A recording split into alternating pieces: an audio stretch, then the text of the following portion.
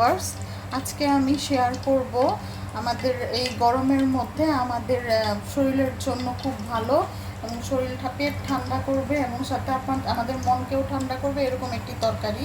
সেটা হলো ধুন্দল দিয়ে রুই মাছ। তার জন্য আমি এখানে কয়েক টুকরো মাছ হালকা করে ভেজে নিয়েছি। এখানে 12 পিস রুই মাছ আছে। এখন আমি যেই হাঁড়িতে রান্না করব সেখানে পরিমাণ মতো আধা কাপের মতো তেল দিয়েছি। তার মধ্যে এখন আমি কুচি করে রাখা দেড়টি পেঁয়াজ, মিডিয়াম সাইজের 1.5 পেঁয়াজ দিয়ে দিল। এখন আমি এর মধ্যে পরিমাণ মতো 1 টেবিল চামচ লবণ অ্যাড করব। এখানে আমি 1 টেবিল চামচ লবণ অ্যাড করে দিচ্ছি, দিয়ে পেঁয়াজটা হালকা ভেজে নেব।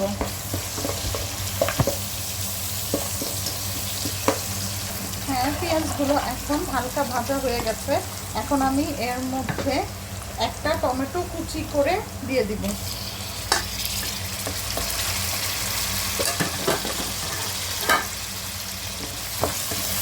একটু নেড়ে এখন আমি অল্প অল্প করে সব মশলাগুলো অ্যাড করব। এই তরকারিতে আমি একেবারেই হালকা মশলা দিয়ে রান্না করব। এর মধ্যে আমি 1/2 চা চামচ হলুদের গুঁড়া, একদম অল্প একটু হলুদের গুঁড়া, 1/2 চা চামচ মরিচের গুঁড়া, একদম অল্প একটু লিটল বিট হলুদ ও মরিচের গুঁড়া অ্যাড করতে হবে। আর এর থেকে একটু বেশি 1 চা চামচ ধনিয়ার গুঁড়া দিয়ে মশলাটাকে নেড়ে দিব। এর মধ্যে যদি খুব বেশি আমরা হলুদ ও মরিচের গুঁড়া ইউজ করি তাহলে মশলাটা সবজির উপরে, ধুন্দল তরকারিতে অ্যাডজাস্ট হয় না, মশলাটা সবজির উপরে ভেসে থাকে। সেজন্য এই মশলাটা কষানোর জন্য এখন আমি অল্প পরিমাণ খাবার পানি অ্যাড করব। খাবার পানিটা দিয়ে এখন আমি মশলাটা ভালো করে কষিয়ে নিব। দেখুন ভিউয়ার্স, মশলাটা খুব সুন্দর করে কষানো হয়ে গিয়েছে। মশলাটা একেবারে তেলগুলো মশলার উপরে উঠে এসেছে। এখন এই পর্যায়ে আমি 1 কেজির মতো ধুন্দল কেটে ধুয়ে রেখেছি, সেটা এখন এর মধ্যে অ্যাড করে দিব।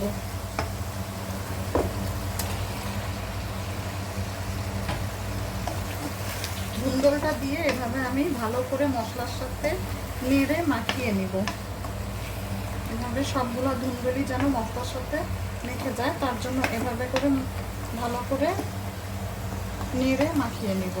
তারপর আমি সবজিটা কষানোর জন্য কোনো রকম এক্সট্রা পানি দিব না।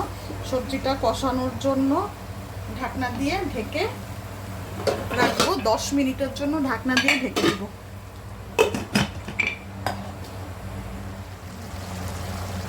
10 মিনিট আমাদের সবজি কষানোর পরে, ধুন্দল কষানোর পরে আমি এর মধ্যে আগে থেকে ভেজে রাখা মাছগুলো দিয়ে হালকা এভাবে নেড়ে তারপরে এখন আমি পরিমাণ মতো তরকারিতে ঝোল দিয়ে দিব, খাবার পানি অ্যাড করব।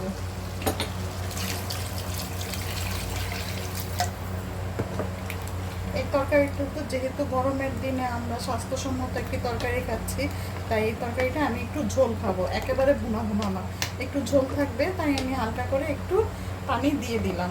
এখন আগে থেকে কেটে রাখা 8 থেকে 10টি কাঁচামরিচ এর মধ্যে দিয়ে দিব, দিয়ে হালকা করে আবার একটু নেড়ে দিব। নেড়ে এখন আর 10 মিনিট রান্না করে নিব। ওকে ভিউয়ার্স, আর 10 মিনিট জাল দেওয়ার পরে, ঝোল দিয়ে জাল দিয়েছি 10 মিনিট। এখন আমি তরকারিটা হয়ে গেছে। এখন আমি এর মধ্যে হালকা করে 1/2 চা চামচ জিরার গুঁড়া অ্যাড করে দিব, আর সাথে ধনিয়া পাতা কুচি অ্যাড করব। ধনিয়া পাতা কুচি দিয়ে দিব তরকারিতে, দিয়ে অল্প একটু এরকম মাঝখানে কাঠিটা ঢুকিয়ে তারপর নেড়ে দেবো যাতে মাছগুলো ভেঙে না যায়। এই তো তৈরি হয়ে গেল আমাদের খুব সুস্বাদু মজাদার ধুন্দল দিয়ে রুই মাছ। এই গরমে যা আমাদের শরীরকে এবং মনকে একেবারে প্রশান্তি দিয়ে দিবে এরকম একটা তরকারি রেডি হয়ে গেল। এখন আমি এটি 2 মিনিটের মতো চুলার উপরে রেখে জাল বন্ধ করে দিব।